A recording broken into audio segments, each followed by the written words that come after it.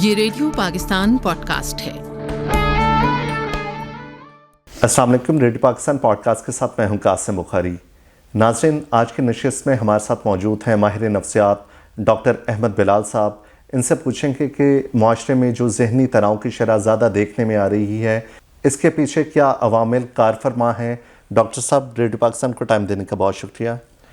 Doctor साहब, मुझे बताइएगा कि यूजुअली बच्चों में, ख़ुसूसन स्टूडेंट्स में जहनी तनाव ज़्यादा देखने में आ रहा है। ये क्यों कर हो रहा है और हम इसे किस तरह कोप कर सकते हैं? बेसिकली तो मैं आपको एक बात बताता चलूँ। अभी एक स्टडी हुई है रिसेंटली, एक सर्वे के मुताबिक ऑलमोस्ट कोई 8 करोड़ लोग ऐसे हैं पाकिस्तान में जो जहनी दबाव का शिकार हैं। अच्छा। और उसमें जो ज़्यादा बड़ी तादाद है वो यंगस्टर्स की है। और वो यंगस्टर्स में अभी आपने थोड़ी देर पहले आपकी मेरी गुफ्तगू हो रही थी कि उसके अंदर आपने मेंशन किया कि एक प्राइवेट यूनिवर्सिटी है लाहौर में, उसमें भी किसी एक सुसाइड का केस निकला है। पहले किसी एक स्टूडेंट ने सुसाइड की, वो उसकी डेथ भी हो गई। फिर उसी यूनिवर्सिटी की एक और तालिबा ने भी सुसाइड अटेम्प्ट की, लेकिन अब वो क्रिटिकल कंडीशन में है। इन्वेस्टिगेशंस तो जारी हैं कि उसके पीछे रीज़न क्या थी। शायद वो क्लासरूम का प्रेशर था, या प्रोफेसर की कोई इंसोलेंट बिहेवियर था, या उसके अपने कुछ कॉन्फ्लिक्ट्स थे। ये अभी तो इन्वेस्टिगेशंस चल रही हैं। सही। लेकिन मेरे नज़दीक जो इंसान भी सुसाइड करता है वो उसकी साइकी इतनी आसान नहीं है जितनी हमें नज़र आती है। उसकी वजह यह है कि सुसाइड के पीछे मल्टीफोल्ड कॉजेज़ मौजूद हैं। और वो मल्टीपल कॉजेज़ कौन कौन सी हो सकती हैं? वो कभी कभी एकेडमिक प्रेशर भी होता है, जिसकी वजह से फिर हमें फियर ऑफ फेलियर हम फील करना शुरू करते हैं। सही। उस फियर ऑफ फेलियर की वजह से, चूंकि ये एक टाइप ऑफ फियर ही है, वो हमारे अंदर एंजाइटी इंड्यूस करती है। एक टाइम आता है कि जब ये फियर ज़्यादा से ज़्यादा बढ़ता चला जाता है और काफ़ी लॉन्ग टर्म तक हमारे साथ रहता है, तो ये क्रॉनिक एंजाइटी बन जाती है। वो क्रॉनिक एंजाइटी हमें डिफरेंट फिजियोलॉजिकल डिजीज़ की तरफ भी लेके जाती है और हमारी बॉडी को काम डाउन नहीं होने देती। तो अगर स्पेसिफिकली सुसाइड का देखा जाए तो उसके अंदर ना सिर्फ क्लासरूम प्रेशर हो सकता है, बल्कि उसके अंदर बच्चे के अपने ways to deal with anxiety and stress, उसके तरीक़ेकार को भी देखना होगा। मैं अक्सर ये बात करता हूँ कि जो माँ बाप हैं, बच्चे को पढ़ाई लिखाई सिखाएं या ना सिखाएं, उनको फंडामेंटल वैल्यूज़ ज़रूर सिखानी चाहिए। और वो फंडामेंटल वैल्यूज़ क्या हैं? फॉर एग्ज़ाम्पल कि अगर आप किसी स्ट्रेसफुल सिचुएशन में हैं तो उससे डील कैसे करना है। अगर आपको किसी ने कुछ कहा है तो आपने उसको किस अंदाज में ईगो पे लेना है या नहीं लेना। सही। आपने फंडामेंटल्स के अंदर आता है कि आपने गुफ्तगू किस किस्म की करनी है, हमने रेजिलियंस को किस तरह बनाना है, हमने इमोशनल इंटेलिजेंस पे कैसे काम करना है। ये वो लाइफ स्किल्स हैं जो इंसान को ना सिर्फ उसका बचपन गुजारने में मदद देता है, बल्कि पूरी लाइफ गुजारने में मदद देता है। सही। क्योंकि जो बच्चे हैं, बच्चे तो अपना एक छोटा सा टाइम पीरियड गुजारेंगे और उसके अंदर उनको कोई खास स्ट्रेस होता नहीं है टिल द एज ऑफ 7-8। सही। लेकिन जैसे ही वो टीनेजर्स बनते हैं और आगे एडल्टहुड में जाते हैं या यूनिवर्सिटी कॉलेज के स्टूडेंट्स बनते हैं, तो वहाँ पे उनको रियल लाइफ चैलेंजेस का सामना करना पड़ता है जहाँ पे उनके घर वाले मौजूद नहीं होते। अब घर में तो एक बच्चा ये बात कर सकता है कि मामा मुझे ये मेरे कज़न ने कुछ कहा है तो आप उसे जाके प्लीज़ डांटे। तो माँ जो है वो वहाँ पे खड़ी होकर उस बच्चे को डांट सकती है। सही। लेकिन यूनिवर्सिटी में अगर उसे किसी ने बुली किया है, प्रोफेसर ने उससे सही तरह से बात नहीं की, या उसके एकेडमिक का प्रेशर इतना ज़्यादा है, उस कॉलेज यूनिवर्सिटी स्कूल के अंदर तो माँ बाप नहीं बैठे हुए या माँ बाप नहीं खड़े हुए, तो इसका मतलब है वहाँ पे सपोर्ट सिस्टम माइनस हो जाता है। तो जो पहले 5 से 8 और 8 से 10 साल हैं, उसके अंदर माँ बाप को बच्चों को ट्रेन करना चाहिए कि आप अपने इमोशंस को किस तरह से अंडरस्टैंड करें और उनको रेगुलेट कैसे किया जाए। अच्छा, ये बात मुश्किल नहीं हो जाती कि माँ बाप बच्चों को बताएं कि किस तरह इमोशंस रेगुलेट करने हैं? क्योंकि उस वक्त तो बच्चे को ये भी नहीं पता होता कि इमोशन क्या है। तो आम फहम अंदाज में किस तरह एक वालिद या वालदा बच्चे को डील करेगी? देखें, फॉर एग्जांपल जो जितने भी बिहेवियर्स हैं या जितने भी इमोशंस हैं, सही, वो बच्चों में भी उसी तरह से मौजूद हैं जितने बड़ों में मौजूद हैं। मैच्योर इंसान तो फिर अपने इमोशंस को कैमोफ्लेज कर सकता है या उन्हें छुपा सकता है, क्योंकि हमने लर्न किया हुआ है कि हमने किसके सामने अपना गुस्सा डिस्प्ले करना है और किसके सामने नहीं करना। लेकिन बच्चों के तो इमोशंस बहुत ही रियल किस्म के होते हैं, उनको तो आप कैमोफ्लेज उनसे नहीं करवा सकते। तो इसका मतलब है कि 5 साल के बच्चे ने एक गुस्सा करना शुरू किया या उसका ऐसा बिहेवियर घर में स्टार्ट हो जाता है कि वो हर बात के ऊपर जिद्दी हो जाता है या हर बात के ऊपर लड़ने लगता है या अपने लेट्स सपोज स्कूल का काम टाइम पे नहीं करता, उसके कुछ बिहेवियरल इश्यूज आ जाते हैं। सही। उन बिहेवियरल इश्यूज को टैकल करने के लिए तो माँ बाप उनकी ट्रेनिंग कर सकते हैं ना। हाँ, बिल्कुल। उनको ये बता सकते हैं कि this is not a good behaviour and this is a good behaviour. होता क्या है कि जब भी बच्चा अपने अर्ली ईयर्स में होता है, माँ बाप इन फंडामेंटल स्किल्स के ऊपर फोकस नहीं करते। उसकी बुनियादी वजह यह है कि माँ बाप को खुद भी अंदाजा नहीं है, क्योंकि जब वो खुद छोटे थे तो उनको भी किसी ने ये लाइफ स्किल्स नहीं सिखाई। तो हमारे कल्चर में लाइफ स्किल्स सिखाने का कॉन्सेप्ट ही मौजूद नहीं है या नया है। हाँ, बिल्कुल। आप बाहर के कंट्रीज में जाएं, जो डेवलप्ड कंट्रीज हैं, वहां पे बच्चा पैदा होने से पहले माँ बाप की ट्रेनिंग की जाती है कि आपने बच्चे को कैसे पालना है, उसकी परवरिश कैसे होगी और उसको डिफरेंट तरह की एक्टिविटीज कौन कौन सी करवानी है। पाकिस्तान में ऐसा कोई कॉन्सेप्ट नहीं है। पाकिस्तान में परवरिश नहीं होती, पाकिस्तान में सिर्फ बच्चा बड़ा हो जाता है, बच्चे के ऊपर फोकस नहीं किया जाता। सही। और ये इश्यूज तब पता चलते हैं जब बच्चा 14-15 साल से अबव एज में चला जाता है। सही, बिल्कुल। क्योंकि असल लाइफ चैलेंजेस तो वहां पे आएंगे। बिल्कुल।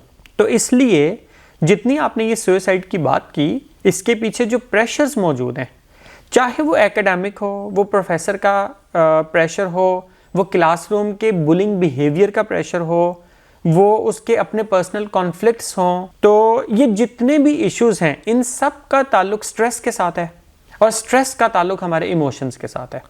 तो इसका मतलब है कहीं ना कहीं हमें ये सीखना पड़ेगा कि हमने अपने इमोशंस को रेगुलेट कैसे करना है। सही। इसीलिए मैंने ये कहा कि माँ बाप को सबसे ज्यादा फोकस करने की जरूरत है कि बच्चों को लाइफ स्किल्स सिखाई जाएं और लाइफ स्किल्स में प्रायोरिटी पे ये बताया जाए कि इमोशंस को रेगुलेट कैसे किया जाता है। अच्छा डॉक्टर साहब, मुझे बताइएगा कि जिस तरह ये इंसिडेंट की बात हो रही थी, सुसाइड इंसिडेंट की, कोई ऐसे सिम्टम्स होते हैं कि पता चले कि इंडिविजुअल एंजाइटी का शिकार है या कि कोई प्रॉब्लम है? सो बेसिकली हर बीमारी वो एक आउटकम है। जैसा से कहा जाता है ना कि बुखार एक आउटकम है, वो हमें इंडिकेट कर रहा है there is something wrong in our body. सही। बिल्कुल इसी तरह से कोई भी एंजाइटी ले लें या डिप्रेशन ले लें, ये जितने भी हम बीमारियों के नाम इस वक्त काउंट कर रहे हैं, ये सारे कोई ना किसी चीज़ का आउटकम है। सही। तो इसके पीछे ऑब्वियसली पहले सिम्टम्स अराइज होना शुरू हो जाते हैं। अगर इवन सुसाइड का ही केस हम दोबारा से ले लें तो उसके अंदर बच्चा आइसोलेशन का शिकार होता चला जाता है। अच्छा। बच्चा जो है वो क्रैंकी होता चला जाता है। ठीक। वो किसी भी छोटी बात को बर्दाश्त नहीं करता। बेसिकली सुसाइड है क्या चीज़? सुसाइड है कि हमने गुस्सा अपने अंदर अपने ऊपर ही निकाल दिया। एक चीज़ एब्जॉर्ब होती रही और आपने उस पर ही अपने ऊपर ही उसका आउटकम कर दिया। देखिए, अग्रेशन है। ठीक। अग्रेशन इनवर्ड भी हो सकता है और आउटवर्ड भी हो सकता है। सही। तो हो सकता है कि मैं किसी को प्रूव करने के लिए या मैं अपनी मिजरी को साबित करने के लिए एक छत से खड़ा होकर छलांग लगा दूं। सही। बेसिक जो इसके अंदर रीजन होगी वो यूजुअली या हम पेन को एंड्योर नहीं कर पा रहे होते, वो क्लासरूम प्रेशर है या प्रोफेसर का प्रेशर है या शादी का प्रेशर है या कोई भी सोशल प्रेशर है, हम या तो पेन को एंड्योर नहीं कर पा रहे होते और या फिर हम अटेंशन सीकिंग बिहेवियर की तरफ जाना चाहते हैं। सही। लेकिन इन एनी केस ये है एक साइकोलॉजिकल बीमारी ही है, ये नफ्सियाती बीमारी है। ठीक है। उसकी वजह यह है कि कोई आम इंसान, मतलब आप क्या समझते हैं कि सिर्फ 2, 4, 5, 10, 20 लोगों को ही प्रेशर्स होते होंगे या स्ट्रेसेस होते होंगे? इस दुनिया में तो तकरीबन हर दूसरे तीसरे इंसान को प्रेशर्स मौजूद हैं उसकी ज़िंदगी में, बिल्कुल। और कोई ना कोई इंसान स्ट्रेस में से गुजर रहा है, उसकी नेचर डिफरेंट हो सकती है। सही। एक बच्चा अपने क्लासरूम में प्रेशर फील कर सकता है, एक कमाने वाला अपने वर्क प्लेस के ऊपर प्रेशर फील कर सकता है, एक एडल्ट जिसने अपने बच्चों की शादियां करनी हैं वो फाइनेंशियल प्रेशर फील कर सकता है। इसी तरह से जो ओल्ड एज में है वो आइसोलेशन का या लोनलीनेस का प्रेशर फील कर सकता है। सही। प्रेशर और स्ट्रेस हर जगह पे मौजूद है, हर सेगमेंट ऑफ लाइफ में मौजूद है, उसकी सिर्फ नौयत डिफरेंट है। अच्छा डॉक्टर साहब, मुझे बताइएगा, जिस तरह स्टूडेंट केस की हम अभी बात कर रहे हैं, तो ये आइसोलेशन का शिकार बंदा इस डिजिटल दौर में भी है? डिजिटल दौर में बल्कि ज़्यादा है। उसकी अच्छा। वजह यह है कि जब से हमारे हाथ में डिजिटल गैजेट्स आए हैं, हमने उन डिजिटल गैजेट्स के ऊपर ज़्यादा से ज़्यादा वक्त गुजारने की कोशिश की है। सही। और उसकी वजह से हर इंसान, आप देखें कि कोई 4 लोग आपस में अगर इकट्ठे बैठे हो ना, ठीक 5 मिनट के बाद हर बंदा अपना अपना मोबाइल के ऊपर बैठ जाएगा और उसके ऊपर कोई ना कोई स्क्रॉलिंग करना शुरू कर देगा। हाँ बिल्कुल। और स्क्रॉलिंग से बेसिक जो इसके पीछे रीज़न है वो ये, इंसान के ब्रेन के अंदर एक न्यूरोट्रांसमीटर होता है, उसे कहते हैं डोपामीन। अच्छा। सही। डोपामीन जो है वो रिवॉर्ड बेस्ड या प्लेजर बेस्ड न्यूरोट्रांसमीटर है। सही। कि हमारे ब्रेन को एक स्टिमुलेशन मिलती है कि मुझे अब ये काम करने में मजा आएगा। सो फॉर एग्जाम्पल, अगर मैं चाहूं कि मैं अभी सोशल मीडिया उठाऊं तो मुझे ये मजा आना शुरू होगा कि मैं एक अच्छी रील देखूंगा या अच्छा शॉर्ट क्लिप देखूंगा, उसके अंदर कोई भी फनी बात होगी, ये सोच के ही मेरे ब्रेन को स्टिमुलेशन मिलना शुरू हो जाएगी। सही। और एक टाइम ऐसा आता है जिन लोगों को मोबाइल या स्क्रॉलिंग करने की या पैसिव यूजेज की बहुत ज़्यादा आदत होती है, एक टाइम आता है कि ये इतना बुरा इफेक्ट हमारे ब्रेन पे जनरेट करता है। और आप उसका अंदाज़ा यहाँ से लगा सकते हैं कि सोशल मीडिया एडिक्शन और कोकेन एडिक्शन का जो कॉन्सिक्वेंस है वो उतना ही है जितना कोकेन एडिक्शन का है।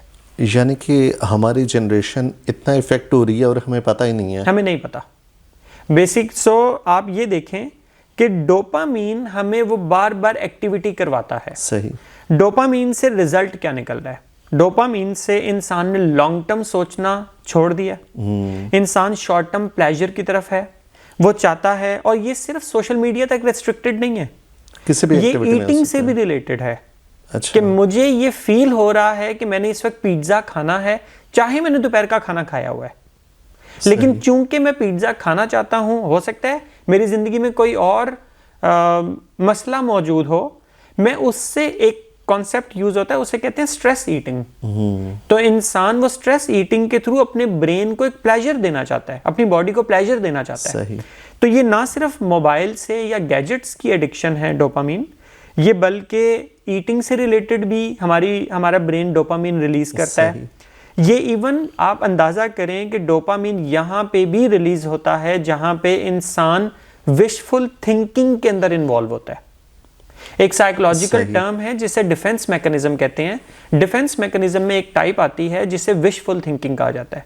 विशफुल थिंकिंग ये होती है कि लेट्स सपोज अगर मेरे पास घर नहीं है या गाड़ी नहीं है, तो मैं अपनी इमेजिनेशन के अंदर ये इमेजिन करता चला जाऊंगा कि मेरे पास घर भी आ गया है, घर के अंदर मैंने ब्रांडेड फर्नीचर भी रख लिया है, मेरे पास 2-4 गाड़ियां भी हैं, और फिर मैं इतनी ज़्यादा मेरी इमेजिनेशन बढ़ जाएगी कि मैं इमेजिन करता करता इस पॉइंट पे भी पहुंच जाऊंगा कि अब मेरा फिर बैंक बैलेंस भी इतना ज़्यादा है, मेरे पास इतने ज़्यादा फॉरेन करेंसी में भी पड़े हैं। अब देखें कि इंसान जब ये चीज़ सोच रहा होगा, एक तो इसकी कोई लिमिट नहीं है सोचने की। सही। तो फिर मैं सोचते सोचते पहले अपना पाकिस्तान में घर बनाऊंगा, फिर मैं अपना दुबई में घर बनाऊंगा, फिर मैं अपना न्यूयॉर्क में घर बनाऊंगा, फिर मैं अपने पास इमेजिनरी मुलाजिम रखूंगा, वो मुझे ट्रीट कर रहे होंगे, फिर मेरी गाड़ियां होंगी, फिर डिफरेंट चीज़ें होंगी, फिर मेरा बैंक बैलेंस भी होगा, फिर मेरा बिजनेस भी होगा। ये इसे कहते हैं रूमिनेशन। हमारा ब्रेन एक थॉट को पकड़ के उसको रूमिनेट करता है। और अगर विशफुल थिंकिंग में इंसान रूमिनेट करता चला जाए तो ये विशफुल थिंकिंग की तो पहले ही कोई लिमिट नहीं है, तो इंसान बहुत आगे निकल जाता है। और फिर इससे इंसान को डोपामीन रश मिलना शुरू होता है। अच्छा, और जब सही। भी इंसान फारिग बैठा होगा वो यही वाली एक एक्टिविटी करने की कोशिश करेगा। क्यों? क्योंकि उसे डोपामीन की स्टिमुलेशन चाहिए। सही। अगर ये नहीं मिलेगी तो इंसान को फील होगा कि मैं इस वक्त बोर हो रहा हूँ। और आप यहाँ तक देखें कि हम लोगों को, या कम से कम इस जनरेशन को, बोर होना नहीं आता। अच्छा, अभी जो मैं थोड़ी देर पहले आपसे बात कर रहा था बच्चों के हवाले से कि माँ बाप को बच्चों को फंडामेंटल सिखाना चाहिए, उसमें माँ बाप को एक ये वाली टिप भी बच्चों को सिखानी चाहिए कि बोर कैसे हुआ जाता है। आजकल की दुनिया में अगर मैं फारिग बैठा हूं तो मैं अपने मोबाइल पे कुछ ना कुछ जरूर करूंगा। मैं ज्यादा देर तक फ्री नहीं बैठ सकता। उसकी वजह क्या है कि मैंने अपने ब्रेन को और अपनी बॉडी को ये आदत डलवा दी है कि मुझे बार बार मेरे ब्रेन को एक स्टिमुलेशन चाहिए। सही। वो ईटिंग की फॉर्म में हो, वो किसी से मिलने की फॉर्म में हो, वो कहीं जाने की फॉर्म में हो, वो मोबाइल यूज करने की फॉर्म में हो, वो कुछ भी करने की फॉर्म में हो, लेकिन मुझे कोई ना कोई एक्टिविटी, कोई ना कोई स्टिमुलेशन चाहिए। विच इज वाई जो मोबाइल या डिफरेंट इलेक्ट्रॉनिक गैजेट्स हैं, टेक्नोलॉजी गैजेट्स हैं, वो बच्चों के लिए इंतहाई नुकसानदेह हैं। क्योंकि उस स्टेज में बच्चों को जब हम इस चीज की आदत डलवा देते हैं, अब बच्चा जब भी उसे 10 या 15 मिनट मिलेंगे, आप सोचेंगे जो बच्चा कई साल मोबाइल्स, डिफरेंट एक्टिविटीज के अंदर उसका पूरा 24 आवर्स का स्केड्यूल सेट हुआ है और वो फारिग नहीं बैठता 1 मिनट के लिए भी। आप सोचें कि आप उससे 15 मिनट उसे अकेला बैठना पड़ जाए, और मैंने ऐसे बच्चे देखे हैं, वो कहते हैं कि हम बोर हो रहे हैं, हमें कुछ करने को दें। अच्छा डॉक्टर साहब, मुझे बताइए सिर्फ एक और चीज कि जब उनसे मोबाइल लिया जाए या उनको आईपैड या कोई चीज ना दी जाए या कोई भी गैजेट ना दिया जाए, उनको एंजाइटी स्टार्ट होती है और वहां से बच्चों के डिविएंट बिहेवियर स्टार्ट हो जाते हैं। वो बदतमीजी करेंगे, सही, वो खाना नहीं खाएंगे, वो माँ बाप के साथ सही तरह से बात नहीं करेंगे, अकेले अपने आप को कमरे में बंद कर लेंगे और नाराज होकर बैठ जाएंगे। तो इसीलिए मैं ये कहूंगा कि डोपामीन सिर्फ मोबाइल से रिलेटेड नहीं है, ये डिफरेंट एक्टिविटीज से रिलेटेड है, इवन हमारे सोचने के अमल से भी रिलेटेड है। अच्छा, तो इस सारे अमल में ओवर थिंकिंग का भी बंदा शिकार होगा, तो वो भी एक डिसऑर्डर नहीं है कि ज़्यादा बंदा हर वक्त ब्रेन कुछ सोच ही रहा है, एक्टिविटी कर रहा है? अच्छा, उसे हम डिसऑर्डर नहीं कह सकते। अच्छा। बेसिकली एक डिसऑर्डर होता है जिसे GAD कहा जाता है, जिसे जनरलाइज्ड एंजाइटी डिसऑर्डर कहा जाता है। सही। उस डिसऑर्डर की आगे फर्दर टाइप्स हैं, या उसकी आगे फर्दर डिस्टिंग्विश कैटेगरीज हैं। और वो डिस्टिंग्विश्ड कैटेगरीज क्या हैं? जिसके अंदर OCD आता है, ऑब्सेसिव कंपल्सिव डिसऑर्डर, जिसके अंदर पैनिक अटैक्स आते हैं, जिसके अंदर इंसान को ये फील होता है कि मुझे चॉकिंग हो रही है या मेरा सांस बंद हो रहा है। इस तरह के डिफरेंट सिम्टम्स हैं। सही। और इसी तरह से ओवर थिंकिंग एंजाइटी की एक किस्म है। ये बच्चों में भी हो रही होती है? ये किसी भी इंसान के अंदर हो सकती है, बच्चों के अंदर थोड़ी सी कम हो सकती है, लेकिन जो इंसान इस एक हैबिट में पड़ जाएगा, उसके ब्रेन की डेवलपमेंट हो गई है कि उसने हर चीज जो गलत हुई है उसने उसके बारे में ओवरथिंक करना ही करना है। और ये ओवरथिंकिंग इंतहाई नुकसानदेह है इस सेंस में, क्योंकि ये हमें डिस्ट्रक्टिव थॉट्स की तरफ ज्यादा लेके जाती है। सही। सो फॉर एग्जाम्पल, अगर मेरे साथ कुछ गलत हुआ है या मेरे साथ कुछ बुरा हुआ है, मैं उसके बारे में जब भी ओवरथिंकिंग करूंगा, ओवरथिंकिंग से मैं अपने आप को सिंपैथीज देने की कोशिश करूंगा, और वो सिंपैथीज हमेशा मुझे डिसएडवांटेज्ड कॉन्सिक्वेंसेस की तरफ लेके जाएंगे। सही। और मैं अपने आप को ये यकीन दिलवाऊंगा कि मेरे साथ बहुत बुरा हुआ है, और जिस तरह मैंने लास्ट शो में भी बात की थी कि इवेंचुअली फिर इंसान सेल्फ पिटीनेस के अंदर चला जाता है। सही। तो चूंकि ओवरथिंकिंग या जो मैंने अभी इससे पहले कॉन्सेप्ट के ऊपर बात किया था, रूमिनेशन, ये मोर और लेस एक ही चीजें हैं। ठीक है। सिर्फ ओवरथिंकिंग तब अच्छी है, मैं डिफरेंट प्लेटफॉर्म्स के ऊपर साइकोलॉजी बेस्ड लेक्चर्स भी देता हूं, तो अक्सर लोगों ने मुझसे ये पूछा कि सर, हमारा तो हर अमल में ही ओवरथिंकिंग यूज हो रही होती है। हाँ, बिल्कुल। तो उनकी बात बिल्कुल सही थी। बिल्कुल। तो ओवरथिंकिंग जो है डिपेंड करता है वो कंस्ट्रक्टिव कॉन्सिक्वेंसेस जनरेट कर रही है या डिस्ट्रक्टिव कॉन्सिक्वेंसेस जनरेट कर रही है। और हो सकता है कि मैंने अगर आज अपना बिजनेस एक्सपैंड करना है तो मुझे ओवरथिंकिंग ही करनी पड़ेगी। मैं अगर कोई बुक लिख रहा हूं तो मुझे ओवर थिंकिंग करना पड़ेगी। तो डिपेंड करता है कि कॉन्सिक्वेंस क्या है। अच्छा डॉक्टर साहब, अभी हम बच्चों की स्क्रीनिंग की भी बात कर रहे थे कि इलेक्ट्रॉनिक गैजेट्स ज़्यादा देखते हैं। सुनने में ये भी आया कि बच्चों में माइल्ड सिम्टम्स ऑटिज़म की इस वजह से भी हो रहे हैं, क्या ये सच है? और इस तरह का बच्चों में सिम्टम्स आते हैं ऑटिज़म के? देखिए, जो ऑटिज़म है वो बेसिकली तो जेनेटिक प्रॉब्लम है। अच्छा। और वो जेनेटिक प्रॉब्लम के कुछ उसके, चूंकि ये जेनेटिक प्रॉब्लम है इसलिए उसके सिम्टम्स डिफरेंट किस्म के हैं। सही। सो जिस तरह हमने लास्ट टाइम भी बात की थी कि मरीम नवाज साहिबा ने पंजाब के अंदर एक ऑटिज्म स्कूल भी कायम किया है, और मेरा ख्याल है कि अब वहाँ पे एडमिशंस भी होना शुरू हो गए हैं। तो एक वो बहुत अच्छा इनिशिएटिव है। सही। उसी की बेसिस के ऊपर हमने ये भी बात की थी कि ऑटिज्म के सिम्टम्स क्या होते हैं। सो अगर वो माइल्ड, मीडियम या सवेयर किस्म की सिम्टम से कोई भी बच्चा सफ़र कर सकता है अगर वो ऑटिज्म का शिकार है। कभी कभी हमें ऑटिज्म के बच्चों का पता नहीं चलता कि वो ऑटिज्म से सफ़र कर रहा है, क्योंकि वो सिम्टम्स कोई एक एक्सपर्ट आंख ही देख के बता सकती है। अच्छा। सो फॉर एग्जांपल उसके अंदर एक सिम्टम ये होता है कि बच्चे को किसी एक ख़ास किस्म की लाइट, किसी ख़ास किस्म के टेक्सचर, किसी खास किस्म की साउंड से वो डिस्टर्बेंस फील करता है। सही।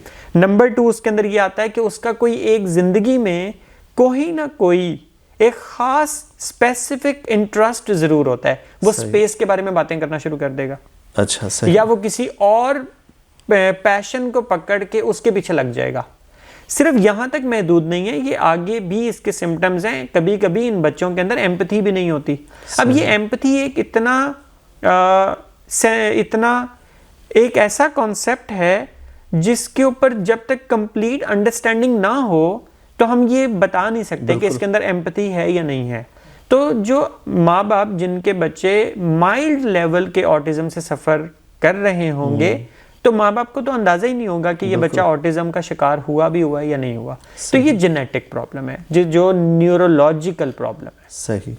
अच्छा डॉक्टर साहब, मुझे बताइएगा कि जिस तरह आपने बताया कि एक एक्सपर्ट ही बता सकता है कि बच्चा ऑटिज्म का शिकार है कि नहीं, वालिदैन को पता भी नहीं होता, तो फिर प्रोसेस क्या है? किस तरह पता चलेगा जी कि बच्चे की एक्टिविटीज़ देख के पता चलेगा कि हमें अपने बच्चों को कुछ अर्से बाद, 3-6 महीने बाद किसी एक्सपर्ट को दिखाना चाहिए? कोई ऐसा है?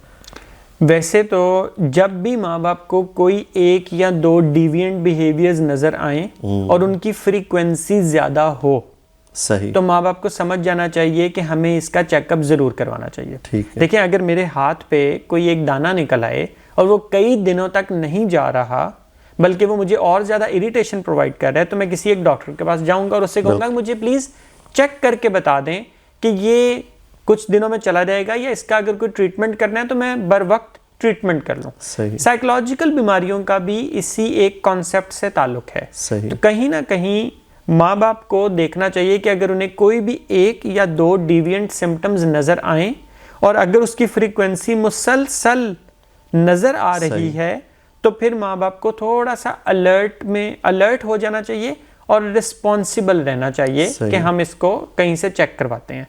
और नंबर 2 के ऊपर माँ बाप को साइको एजुकेशन देने की जरूरत है। ये जो बेसिक चीजें हैं बच्चों को देने की जरूरत है कि माँ बाप को भी चाहिए? माँ बाप को साइको एजुकेट करने की जरूरत है, ताकि वो इस चीज को खुद से कम इस बात का अंदाजा जरूर लगा सकें कि ये डिविएंट बिहेवियर है और ये डिविएंट बिहेवियर नहीं है। ठीक है। अगर माँ बाप को प्रिलिमिनरी लेवल का या बेसिक लेवल की साइको एजुकेशन की अंडरस्टैंडिंग दे दी जाए, तो मेरा ख्याल है कि वो ज्यादा 1 महीने का या 2 महीने का कोर्स होगा, इससे ज्यादा वो लंबा कोर्स नहीं होगा। और अगर ऐसी कोई केयरफुल टेक्निक्स पता चल जाएं, तो जो काफी देर के बाद जाके 20 साल के बाद जाके असल में अंदाजा होता है, वो बचपन में अंदाजा हो जाएगा और उसके ऊपर काम भी किया जा सकता है। अच्छा डॉक्टर साहब, आप अभी बता रहे थे कि आपने नंबर ऑफ केसेस का बताया कि आपने इतने डील किए। एक साइकोलॉजिस्ट को भी साइकोथेरेपी की ज़रूरत है? सो बेसिकली मुझे तकरीबन 13-14 साल हो गए हैं एज ए कंसल्टेंट साइकोलॉजिस्ट काम करते हुए, और मैं पिछले दिनों हिसाब लगा रहा था कि मैंने अपने करियर में कितने क्लाइंट्स को डील किया है। तो ऑलमोस्ट मैंने 5000 प्लस क्लाइंट्स के सेशंस किए हैं। सही। और 5000 प्लस का मतलब है कि 5000 घंटे मैंने अपने इस काउंसलिंग क्लिनिकल प्रोफेशन के अंदर स्पेंड किए हैं, एक्सपीरियंस लिया है मैंने। और ये 5000 कहानियां ही हो गई, ये 5000 कहानियां कह लें या ये 5000 आप किसी की जिंदगी की लाइफ स्ट्रगल्स कह लें, लेकिन ये मैंने 5000 घंटे गुजारे हैं। सो बेसिकली जो साइकोथेरेपी है वो बेसिकली बिहेवियर मॉडिफिकेशन है। सही। कि कोई इंसान हमारे पास आता है और उसे कोई भी न्यूरोटिक बिहेवियर्स या न्यूरोटिक प्रॉब्लम्स हैं, सही, या उसको ओसीडी का मसला है या ओवरथिंकिंग का मसला है, तो हम आहिस्ता आहिस्ता सीबीटी के थ्रू या डिफरेंट और टेक्निक्स के थ्रू हम उनको ट्रीट करते हैं या उनको उनके सॉल्यूशंस बताते हैं। सही। सो बेसिकली जो आपका सवाल है कि क्या साइकोलॉजिस्ट को भी साइकोथेरेपी की ज़रूरत होती है, अब देखें एक रिसर्च थी, वो मुझे किसी ने कोट की थी। वो रिसर्च ये थी कि एक साइकोलॉजिस्ट जो अपने क्लिनिकल प्रोफेशन में होता है और जो डेथ रो पे बंदा खड़ा होता है जिसने फांसी देनी होती है, उन दोनों का स्ट्रेस लेवल एक होता है। अच्छा। अब आप सोचें कि आपके पास दो लोग आते हैं, अपनी जिंदगी के तमाम मसले मसाइल आपको बताते हैं, बिल्कुल, आपके हाथ में रखते हैं, आपके शोल्डर्स पे रखते हैं और वहां से चले जाते हैं। बिल्कुल। तो और अगर मैंने एक दिन के अंदर 6 लोगों को मैं मिला हूं, तो हफ्ते में अगर मैं 6 दिन काम करता हूं, तो मैं इसका मतलब है मैंने 36 सेशंस किए। बिल्कुल। 36 लोग आए, मेरे हाथ में अपनी अपनी प्रॉब्लम्स उन्होंने दी और चले गए। तो मेरा तो, और मुझे फिर मेरे स्ट्रेस का क्या बनेगा? मेरे तो अपनी भी जिंदगी के स्ट्रेसेस होंगे, क्योंकि मैं ह्यूमन बीइंग पहले हूं, साइकोलॉजिस्ट बाद में हूं। तो मैंने उनकी भी स्टोरी सुनी और मेरी अपनी भी कुछ प्रॉब्लम्स होंगे, मैरिटल लाइफ के या पर्सनल लाइफ के या फैमिली लाइफ के। तो ऑब्वियसली एक साइकोलॉजिस्ट को भी ज़रूरत पड़ सकती है साइकोथेरेपी सेशंस की, और पड़ती है। मैंने खुद भी कई मर्तबा कंसल्ट किया हुआ है। बस मैं लकी इस सेंस में इतना इसलिए हूँ क्योंकि जो मेरे फादर हैं वो खुद भी साइकोथेरेपिस्ट हैं, सो आई समटाइम्स कंसल्ट हिम। लेकिन हाँ, कुछ 2-4-5% की बातें ऐसी होती हैं, चूंकि मैं उन्हें, वो मेरे फादर हैं, तो मैं उनसे वो वाली बातें नहीं कर सकता। फिर वो मैं किसी और साइकोलॉजिस्ट से शेयर करता हूं और फिर मैं उनसे डिस्कस करता हूं कि अब मुझे क्या करना चाहिए। तो यस, साइकोलॉजिस्ट को भी साइकोथेरेपी सेशंस की ज़रूरत पड़ती है। जी नाज़रीन, डॉक्टर अहमद बिलाल साहब ने आज की नशिस्त में हमें मुख्तलिफ केसेस के बारे में बताया और उसके सलूशंस भी बताए। इंशाअल्लाह ताला अगली नशिस्त में आपसे फिर मुलाकात होगी। कासिम बुखारी को प्रोग्राम प्रोड्यूसर गुलाम हैदर के साथ इजाज़त दीजिए। अल्लाह निगहबान।